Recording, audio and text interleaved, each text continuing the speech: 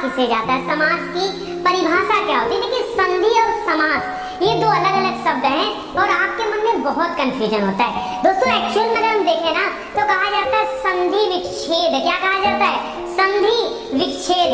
और समास को कहा जाता है समास विग्रह। दोनों नाम याद रखिए। मैं क्या बोल रहा हूँ ध्यान से समझिएगा। मैं आपसे बोल रहा हूँ जब आप संधि पढ़ते हो तो आप उसे कहते हो संधि विच्छेद। क्या कहते हो? संधि का विच्छेद करना, मतलब किसी शब्द को तोड़ करके अलग करना। और जबकि जब आप समास पढ़ते हो तो आप कहते हो समास विग्रह। क्या कहा जाता है?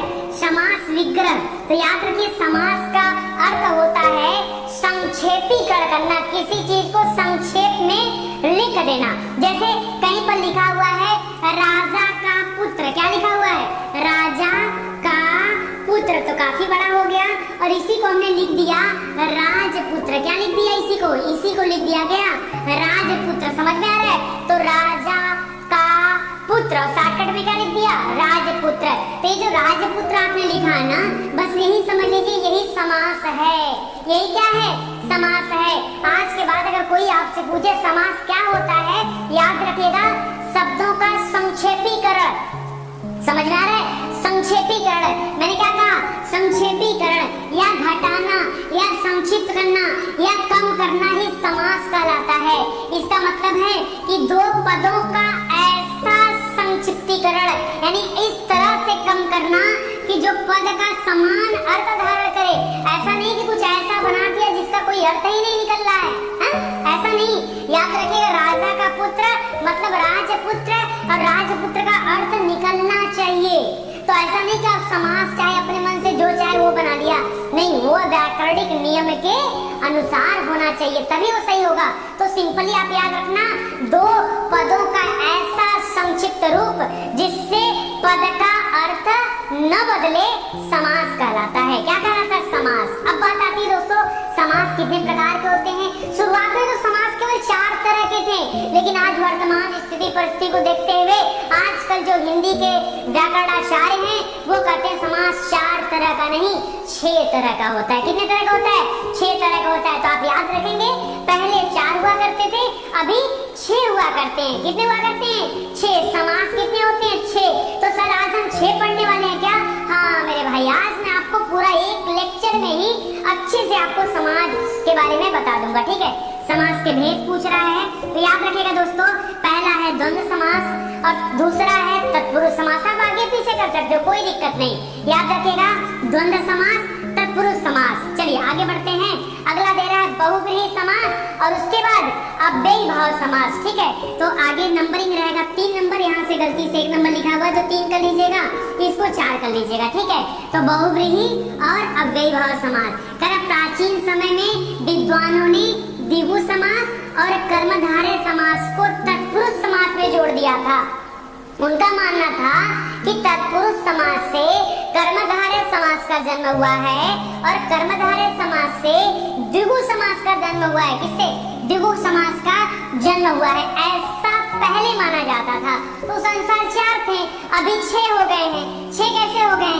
उसमें याद रखिए द्विगु को जोड़ लीजिए, दूसरा कर्मधारय को जोड़ लीजिए, तो टोटल आपके पास कितने हो जाएंगे? 6 हो जाएंगे। और उसी 6 के बारे में आज हम लोग पढ़ने वाले हैं। और वो 6 हैं कौन कौन से, ये देखिए अच्छे से लिखा हुआ है। पहले पिछली बातें बता दूं। पीछे के समय में कहा गया, क्या कहा गया कि तत्पुरुष समास से कर्मधारय समास निकला है और कर्मधारय से द्विगु निकला हुआ है। ठीक है? याद रखिएगा। अच्छा, अगर आप समास पढ़ रहे हैं तो आपको 2 तरह के शब्दों का इस्तेमाल बहुत ज्यादा पूछता है, क्योंकि कभी कभी इस तरह के प्रश्न भी पूछ लेता है कि किस समास में पूर्व पद प्रधान होता है, किसमें उत्तर पद प्रधान होता है, किसमें दोनों पद प्रधान होते हैं, किसमें दोनों अप्रधान होता है। बड़ा कंफ्यूजन होता है आप सभी को। सर इतना टिपिकल आ गया ना, हम नॉर्मली रट तो लेते हैं कि कहाँ पर कौन सा समास है, लेकिन जब इस तरह के प्रश्न आ जाते हैं तो आपको बड़ा कंफ्यूजन हो जाता है। बट आज कोई कंफ्यूजन नहीं होगा, इत्मीनान से सुनिएगा मैं जो समझा रहा हूँ। देखिए एक तरफ होता है प्रधान खंड, दूसरे तरफ होता है गौड़ खंड। दोस्तों गौड़ को हमेशा द्वितीयक कहा जाता है, प्राथमिक द्वितीयक, प्राथमिक द्वितीयक। तो यहाँ पे प्राथमिक मतलब प्रधान खंड और द्वितीयक मतलब सेकेंडरी यानी कि गौड़ खंड। तो हमेशा याद रखिए समास में 2 पद होते हैं, कभी भी एक पद का समास नहीं होता। हमेशा समास में कितने पद होते हैं? 2 पद होते हैं। एक पद प्रधान होता है, एक पद गौड़ होता है अब कौन सा आगे वाला प्रधान है या पीछे वाला प्रधान है, ये तो अलग अलग समास की क्वालिटी होती है, ठीक है। अच्छा, प्रधान का मतलब क्या है? जहाँ पर मुख्य अर्थ पर बल पड़े वो प्रधान है, जहाँ पर बल नहीं पड़ता है वो गौड़ है। सिंपल सी बात, जहाँ पर बल पड़ता है वहाँ पर प्रधान। अच्छा, एग्जाम्पल देके समझाता हूँ तब आपको अच्छे से समझ में आएगा, ठीक है। चलिए एक एक करके पढ़ते हैं तो याद रखेगा। अच्छा, एक शब्द और इस्तेमाल किया जाता है आपके एग्जाम में, या तो आता है पूर्व पद। तो याद रखिए दोस्तों, पूर्व पद मतलब पहले का। पूर्व मतलब क्या होता है? पहले का। एक होता है उत्तर पद। पूर्व पद, उत्तर पद, पूर्व पद, उत्तर पद। उत्तर पद मतलब क्या होता है? बाद का। पूर्व पद मतलब क्या होता है? पहले का। पूर्व पद मतलब पहले का, उत्तर पद मतलब बाद का। ये हैं। पहला मैं बताता हूँ द्वंद्व समास के बारे में। क्यों मैंने द्वंद्व लिया? क्योंकि सबसे आसान है, सबसे आसान है द्वंद्व समास, बहुत आसान। देखो क्या समझाया जा रहा है, इत्मीनान से बात को सुनना। द्वंद्व समास में क्या कर रहा है? कह रहा है जहाँ पर दोनों पद प्रधान होते हैं, दोनों पद। भाई याद कैसे रखेंगे? कैसे याद रखोगे कि दोनों पद प्रधान होता है? अरे दो बार द लिखा हुआ है, देखो ये भी प्रधान है, ये भी प्रधान है, एक ही व्यक्ति है ना, तो ये प्रधान हुआ तो ये वाला प्रधान हुआ कि नहीं हुआ ना? बस हो गया। तो याद रखिएगा द्वंद्व समास में दोनों पद प्रधान होता है। द्वंद्व समास में दोनों पद प्रधान होता है। समझ में आ रहा है? समझ में आ रहा है? याद रखिएगा। अच्छा, प्रतिस्पर्धा होती है, दोनों में प्रतिस्पर्धा होती है। कैसे? जैसे याद रखिए, हमने लिख दिया भाई बहन, तो प्रतिस्पर्धा है और इसके बीच में योजक चिन्ह लगते हैं। क्या लगते हैं? जैसे और, अथवा, या। जब दूर करेंगे तब, जब समास विग्रह जब होगा तब। जैसे भाई और बहन, गंगा यमुना लिखा है तो गंगा और यमुना। पाप पुण्य लिखा है, आचार विचार लिखा है, माँ बाप लिखा है, दाल भात, खड़ा कोटा, आगा पीछा, ठीक है, सुख दुख, ये सब क्या हो गया? यहाँ पर सभी जगहों पर द्वंद्व समास है। तो याद रखिएगा द्वंद्व समास से प्रश्न कैसे बनते हैं। एक तो ये पूछ सकता है कि द्वंद्व समास कौन से समास में पूर्व पद उत्तर पद प्रधान होता है, आप कहिएगा द्वंद्व समास में। दूसरा पूछ सकता है किस समास में दोनों पद प्रधान होता है। छिप गया ना, उत्तर पद पूर्व पद शब्द का इस्तेमाल नहीं किया, बोल दिया दोनों पद प्रधान होता है, द्वंद्व समास। पूछा माता पिता सुख दुख लाभ हानि शुभ लाभ, ठीक है, इसमें कौन सा समास है? क्या बताएंगे? बताइए जल्दी से। द्वंद्व समास, ठीक है, द्वंद्व समास। समझ में आ गया? मुझे लगता है अब आप लोगों को कोई कंफ्यूजन नहीं होगा। द्वंद्व समास में आगे बढ़ते हैं और अगला समास पढ़ते हैं। द्वंद्व में एक विशेष चीज भी है। अब आपको कुछ ऐसा अपवाद आपको दिखता है जहाँ पर आप कंफ्यूज हो जाते हो। एक्चुअली में कंफ्यूज आपको नहीं होना था, लेकिन आप हो गए। मैंने उसको भी अलग से लिख दिया। मुझे पता है आपके एग्जाम में पूछता क्या है। दोस्तों आपके एग्जाम में पूछ देता है कि बताइए धर्माधर्म में कौन सा समास है, और आप कंफ्यूज हो जाते हो। अरे इसको अलग अलग कर दो ना, क्या दिया है? कुछ नहीं है। अरे धर्माधर्म में कुछ नहीं है। देखो ये लिखा है धर्म और धर्माधर्म, धर्म धन अधर्म, समझ रहे हैं? धर्म और अधर्म को अगर मिला दिया जाएगा तो क्या लिखेंगे? धर्माधर्म। अगर ऐसे लिखा होता, ऐसे लिखा होता तो आप बता देते कि भाई यहाँ पे द्वंद्व समास है, लेकिन ये इसने कैसे लिख दिया? ऐसे लिख दिया। आप कंफ्यूज हो गए, परेशान हो गए। अरे ऐसे नहीं परेशान हुआ करिए। अरे क्वेश्चन का काम है घुमाना, क्वेश्चन का काम है टेक्निकलिटी दिखाना। आपको लड़ना सीखना है, आपको उत्तर निकालने आना चाहिए। समझ में आ रहा है? चलिए और देखिए कैसे लिखा है। जैसे यहाँ पर लिखा है पा पा पा पा पा पा, ठीक है, तब आपको अगर सर ये क्या लिखा है? अरे कुछ नहीं लिखा मेरे भाई, पाप लिखा है और अपाप लिखा है, पाप और अपाप। तो यहाँ भी कौन सा समास हो जाएगा? याद रखिए द्वंद्व समास। कंफ्यूज नहीं होना है, ठीक है। आगे तरह लाभालाभ, लाभ और अलाभ, लाभ और अलाभ दोनों को मिला देंगे, लाभालाभ हो जाएगा। समझ में आ रहा है? तो याद रखिए द्वंद्व समास। कारण द्वंद्व समास में दोनों पदों में का संज्ञा या सर्वनाम या क्रिया होना जरूरी होता है, आवश्यक होता है। यह पहचान का एक तरीका है, ठीक है, इसको याद रखिएगा। सिंपल चीजें हैं। चलिए अब समास देखो भी बड़ा आसान होता है। पहला हमने पढ़ा है द्वंद्व, जहाँ पर दोनों पद प्रधान होते हो वहाँ पर द्वंद्व समास। द्विगु माने क्या होता है? अच्छा गांव में होता है 1 गो 2 गो 3 गो 4 गो 5 गो 6 गो 7 गो 8 गो 9 गो 10 गो, ठीक है। ये क्या होता है? अक्सर करके बिहार में इस तरह की भाषा इस्तेमाल होती है। 1 गो 2 गो, 2 गो मतलब 2, 3 गो मतलब 3, 4 गो मतलब 4। तो उसी से याद कर लिए द्विगु। 2 गो मतलब नंबरिंग की बात कर रहा है, नंबरिंग मतलब संख्यावाची। याद रखिए जहाँ पर पहला पद, और पहले पद को क्या कहा जाता है? पहले पद को पूर्व पद कहा जाता है। उत्तर निकल गया ना। जहाँ पर पूर्व पद या पहले का पद प्रधान होता है या संख्यावाची शब्द होता है, वो कहलाता है क्या? द्विगु समास कहलाता है। याद रखिएगा पहला पद संख्यावाची प्रधान नहीं, संख्यावाची दूसरा पद प्रधान, पहला संख्यावाची और दूसरा प्रधान हो जाएगा तो क्या हो जाएगा, द्विगु समास हो जाएगा। जैसे मैंने लिख दिया नवग्रह, क्या लिख दिया, नवग्रह। तो याद रखें नव यहाँ पर कहाँ पर है, ये नौ का संख्यावाची है और ग्रह क्या है, प्रधान है, क्योंकि ग्रह क्या है, ये कोई न कोई तरह का संज्ञा है, ठीक है, जिसको याद रखेगा। इसी तरह से मान लीजिए हमने लिख दिया चौराहा, क्या लिख दिया, चौराहा। तो यहाँ पर याद रखें, इसी तरह से हम लिख सकते हैं सप्तऋषि, क्या लिख सकते हैं, सप्तऋषि या नवरात्रि, दुपट्टा, दोपहर, पंचवटी, ये सभी शब्दों में कौन सा समास है, द्विगु समास है। कौन सा, द्विगु। आप सिंपल याद रखना, पंचवटी 5, पंच माने 5, चौराहा में 4, दोपहर में 2, दुपट्टा में 2, नवग्रह में 9, नवरात्रि में 9, दशानन में 10। कहोगे सर दशानन तो बहुब्रीहि समास होता है ना, हाँ भाई होता है, क्यों घबरा क्यों रहे हो। अभी मैं कह रहा हूँ ना कि दशानन में द्विगु समास भी होता है, परेशान होने की कोई जरूरत नहीं है। नंबरिंग जहाँ भी दिया रहेगा, रियली में वास्तविकता में वो क्या है, द्विगु समास है। लेकिन द्विगु से ज्यादा बड़ा समास कौन है, याद रखेगा बहुब्रीहि समास, ठीक है। अभी बताता हूँ उसके बारे में, जहाँ दोनों पद अप्रधान होते हैं, कोई तीसरा अर्थ निकलता है, बहुब्रीहि समास हो जाता है। जब कहीं बहुब्रीहि आ जाएगा, याद रखिए हावी पड़ जाता है, हावी पड़ जाता है, हीरो होता है, हावी हो जाता है इन लोगों को ऊपर। सब जूनियर एक्टर है, वो सीनियर एक्टर है, समझ में आ रहा है। तो द्विगु समास याद रखेगा। कोई दिक्कत आपको, क्या मैंने सिखाया, मैंने अभी तक सिखाया द्वंद्व समास, जहाँ पर उत्तर पद और पूर्व पद दोनों प्रधान होते हो, द्वंद्व समास कहलाता है, ठीक है। और जहाँ पर पहला पद संख्यावाची हो और उत्तर पद यानी बाद का पद क्या हो, प्रधान हो, क्या कहलाता है, द्विगु समास कहलाता है। नंबरिंग को देखना है आपको ध्यान से, ठीक है। तो याद रखेगा, मुझे बहुत ज्यादा यहाँ पर बोलने की जरूरत नहीं है। आगे बढ़ते हैं। यदि किसी शब्द का पहला पद संख्यावाची विशेषण हो परंतु दो पद मिलकर कोई तीसरा अर्थ दे रहे हो तो वहाँ पर बहुब्रीहि समास होता है। अरे आगे पढ़ने जा रहे हैं भाई, बहुब्रीहि समास क्यों घबराने वाली क्या बात है, सुनिएगा। आप देखिए कि बात क्या बोल रहा है, इत्मीनान सुनिएगा। बहुब्रीहि समास कहना दोनों पद अप्रधान, यानी सीधे सीधे समझ लो, जो आपने पहला वाला पढ़ा था उसी का उल्टा होता है। बहुब्रीहि क्या होता है, द्वंद्व का उल्टा होता है, दोनों पद अप्रधान होते हैं। कोई तीसरा अर्थ पैदा होता है तो याद रखिए क्या हो जाएगा, बहुब्रीहि समास हो जाएगा। यानी सीधे सीधे याद रखो, जो किसी चीज का पर्यायवाची हो ना, वो 110% क्या हो जाएगा, बहुब्रीहि समास। जैसे दशानन ही है, दशानन मतलब 10 है आनंद, जिसके आनंद माने होता है सर, जिसके 10 सिर है वो कौन है, रावण है।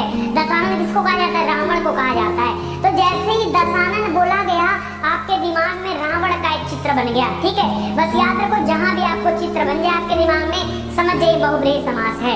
चतुरानन, जो जिसके पास 4 मुंह को, भगवान ब्रह्मा जी, ठीक है, याद रखेगा। दशानन यानी रावण। चतुर्भुज, 4 भुजाओं वाले भगवान विष्णु, 4 भुजाओं वाले भगवान विष्णु।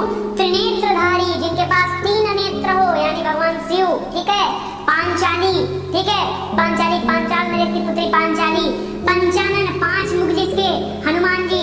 त्रिभुवन, ठीक है, याद रखे, तीनों भुवन, ठीक है, याद रखे, बहुत इंपॉर्टेंट है। इस तरह के प्रश्न आपसे एग्जाम में पूछे जाते हैं। बहुब्रीहि समास हो जाएगा। आगे दे रहा है कि अपना अर्थ छोड़कर कोई तीसरा अर्थ धारण कर लेते हैं, उसी को कहा जाता है तीसरा पद प्रधान हो गया।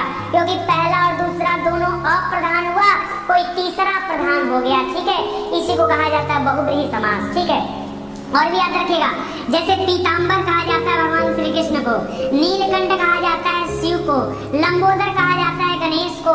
इन सब चीजों में याद रखेगा, बड़ा कंफ्यूजन वाले पॉइंट्स हैं, अपवाद स्वरूप भी आते हैं। बहुब्रीहि कहीं भी आ जाएगा, हावी हो जाएगा, ठीक है, याद रखेगा। एक जैसे, अच्छा आपसे कभी कभी ये पूछ लेता है दोस्तों कि बताइए 51, ठीक है, 51 में कौन सा समास है, आपसे एग्जाम में पूछता है, बताइए 51 में कौन सा समास है, या 31 में कौन सा समास है, या 21 में कौन सा समास है। 31 मतलब क्या, 1 और 30, 51 मतलब क्या, 50 और 1, 21 मतलब क्या, 20 और 1। तो याद रखेगा, इस तरह के अगर नंबरिंग देता है तो भी क्या हो जाएगा, बहुब्रीहि समास हो जाएगा, बहुब्रीहि समास करेगा। अगर बहुब्रीहि नहीं दिया है, द्विगु दिया है, तो द्विगु क्या हो जाएगा, सही हो जाएगा, ठीक है। बाकी चक्रपाणी यानी जो चक्र को धारण करता हो भगवान विष्णु, यहाँ भी क्या है, बहुब्रीहि समास है। आगे चंद्रमौली, जिसके सिर पर, मोर पर चंद्रमा धारण हो, ठीक है, वो कौन है, भगवान शिव। तो ये सब। अगला दे रहा है कर्मधारय समास, जहाँ आपको बड़ा कंफ्यूजन होता है, एकदम समास। करा ये समास में एक पद विशेषण होता है, बस यही तुम्हारे लिए अच्छा हो गया। विशेषण क्या होता है? अरे जो संज्ञा और सर्वनाम की विशेषता बतलाता है विशेषण कहलाता है। जो संज्ञा और सर्वनाम की विशेषता बतलाता है विशेषण कहलाता है। अरे विशेषण नहीं पहचान पाओगे, विशेषता क्या होती है बताओ? विशेषता क्या होती है? राम सा मोहन सा ये सब संज्ञा है ना, बताइए। और तुम वह ये सब क्या है? ये सब सर्वनाम है। जो इनकी विशेषता बतलाता हो वही क्या है? कर्मधारय है। तो आप क्यों परेशान होते हैं? आप खाली ये देखिए ना कि कौन सा शब्द विशेषता बतलाता है। विशेषता समझ में आ रहा है? विशेषता, फिर से बोल रहा हूँ, कौन सा शब्द विशेषता बतलाता है, ठीक है?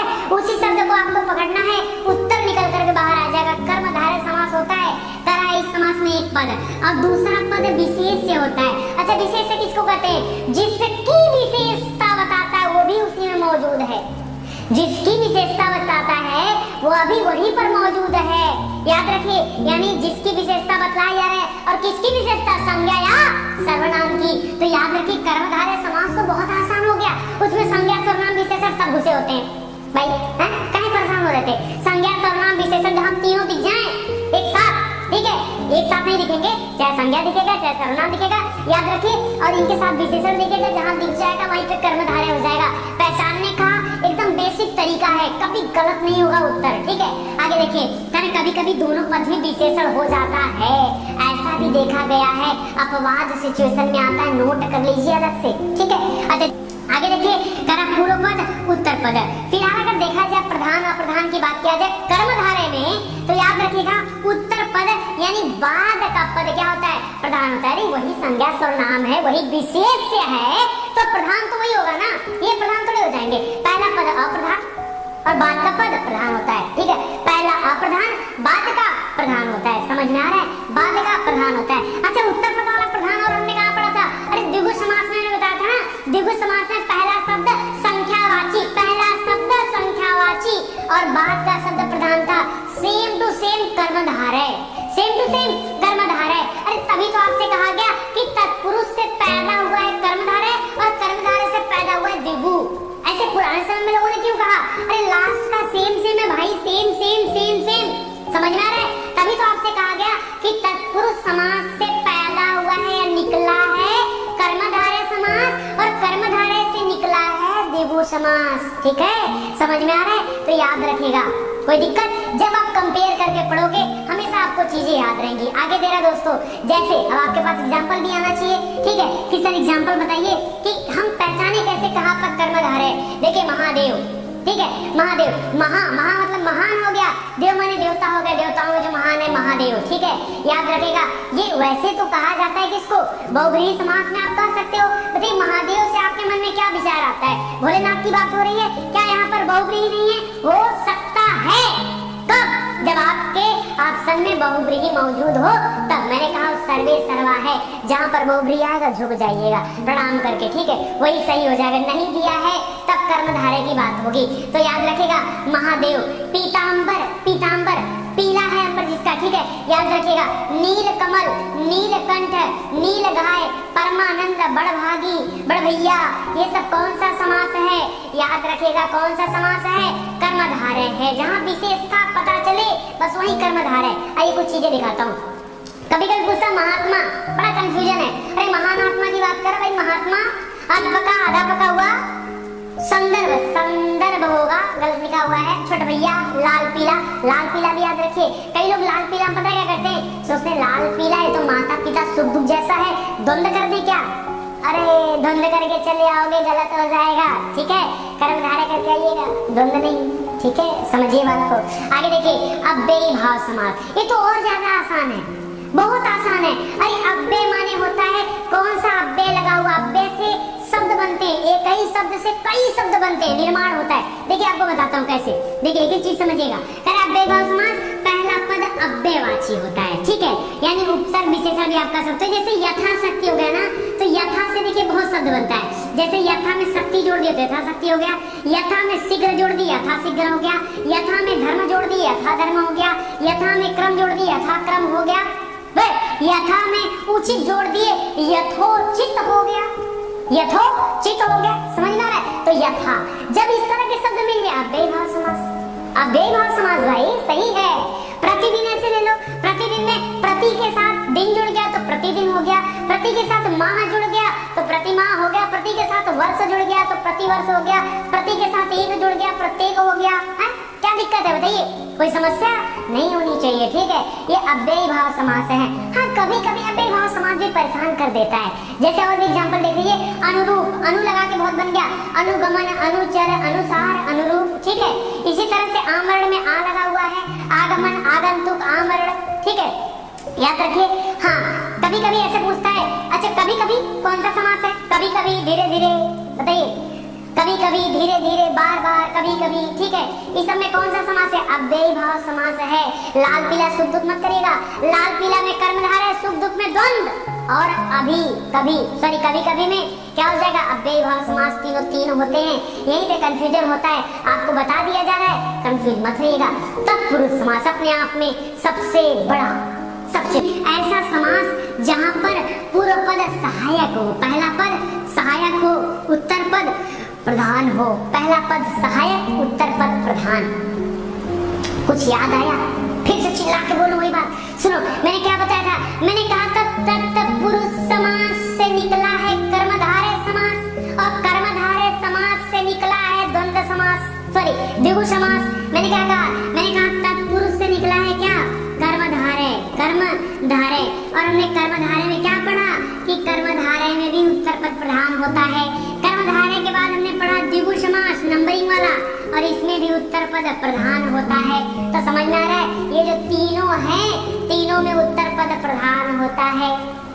किसमें प्रधान नहीं होता है? किसमें दोनों पद प्रधान नहीं होता? जल्दी बता दीजिए। बहुब्रीहि समास में। क्यों?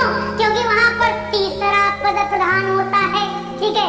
मजा ले, इसको याद रखिएगा। यहाँ पर क्या है? दोनों पद किसी न किसी कारक चिन्ह से बंधे होते हैं। किसमें?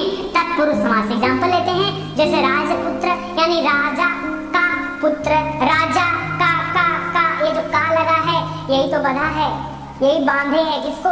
राज और पुत्र को, राजा का पुत्र।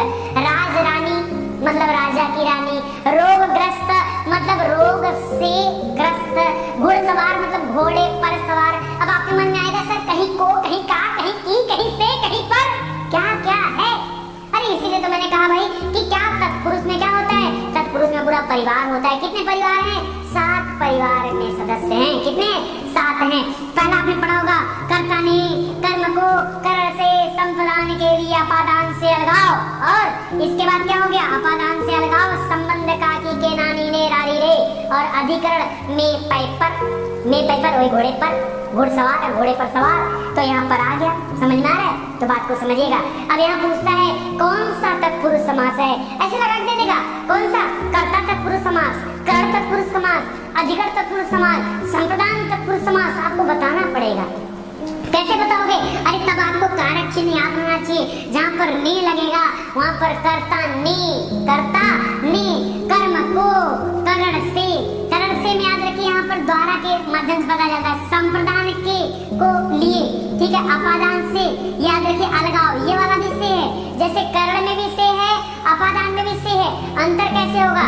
याद रखिए, करण माने जो से होता है वो संबंध दिखाता है, अपादान अलगाव दिखाता है। जैसे पेड़ से पत्ते गिर रहे हैं, पेड़ से अलगाव हो गया ना, पत्ता पेड़ से अलग हो गया तभी तो गिर रहा है। अब जाके लगेगा नहीं, वहाँ पे लगेगा नहीं, अपादान हो जाएगा। जहाँ लगाव दिखेगा अपादान हो जाएगा। आगे बढ़ाऊंगा, जब कारक पढ़ाऊंगा ना आपको इत्मीनान से पढ़ाऊंगा, ठीक है? याद रखिएगा। संबंध काकी के ना, आइए एग्जाम्पल देखते हैं, समझ में आ जाएगा। जैसे गिरह कट, आपसे पूछता है कि गिरह कट में कौन सा समास है? गिरह को काटने वाला, कर्ता ने कर्म को तो कर्म तत्पुरुष समास। स्वर्गवास, स्वर्ग को वास, स्वर्गवास मतलब स्वर्ग को वास, कर्ता ने कर्म को तो क्या नहीं हो जाएगा? कर्म माने मन चाहा, मन से चाहा, कर्ता ने कर्म को करण से, समझ रहे हैं? संप्रदान में क्या हो जाएगा? रसोई घर, रसोई के लिए घर, संप्रदान संबंधी घर, रसोई के लिए। संप्रदान में क्या था? के लिए था ना, बस उत्तर हो जाएगा। देश निकाला, देश से निकाला, मार्ग व्यय, मार्ग में व्यय। याद रखिए, इस तरह से होता है। इसके अलावा तत्पुरुष समास कभी कभी आपको थोड़ा सा और परेशान कर देती है। उसके 3 और अन्य भेद आ जाते हैं, जैसे नई तत्पुरुष, प्रादि तत्पुरुष, अलुक तत्पुरुष। ये कभी कभी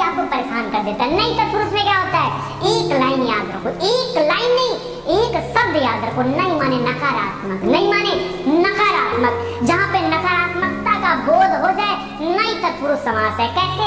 जैसे देखा जिसके प्रारंभ में अ या अन उपसर्ग आ जाए और अन मतलब नकारात्मक होता है। जैसे अनदेखा, किसी को अनदेखा करना, नेगेटिविटी दिखा रहा है वहां पर। सो भाव भाव भाव की बात कर रहे हैं। अरे नहीं मत ढूंढने लगेगा। नकारात्मकता मतलब नकारात्मकता का भाव, समझ में आ रहा भाव। तो अनदेखा, अनसुना, अनहित, अनबोला, अनबन, ये अन वाला शब्द लगा होगा, नहीं तत्पुरुष होगा। प्रादि तत्पुरुष में क्या होगा? अच्छा, अन के अलावा अ भी लगा होता है, अशुद्ध, अविवेक, असमर्थ, समझ रहे हैं? यानी जहाँ पर उल्टा होता है ना, विलोम वाले शब्द आ जाते हैं, उस टाइप के शब्द में नहीं तत्पुरुष होता है। समझ में आ रहा है? याद रखिएगा। प्रादि में प्र आता है, जैसे प्रमाण, प्रमाण में प्र लगा है, प्रचलित में प्र लगा है, प्रमेय में प्र लगा है, प्रखर में प्र लगा है, तो याद रखिए प्रादि तत्पुरुष। अलुक में क्या होता है? जैसे युधिष्ठिर हो गया, मनसीज हो गया, यहाँ पर अलुक तत्पुरुष होता है। जहाँ पर स्थिरता होती है वहाँ पर अलुक तत्पुरुष होता है। युधिष्ठिर, मनसीज बहुत ज्यादा आपके एग्जाम में। Thank you.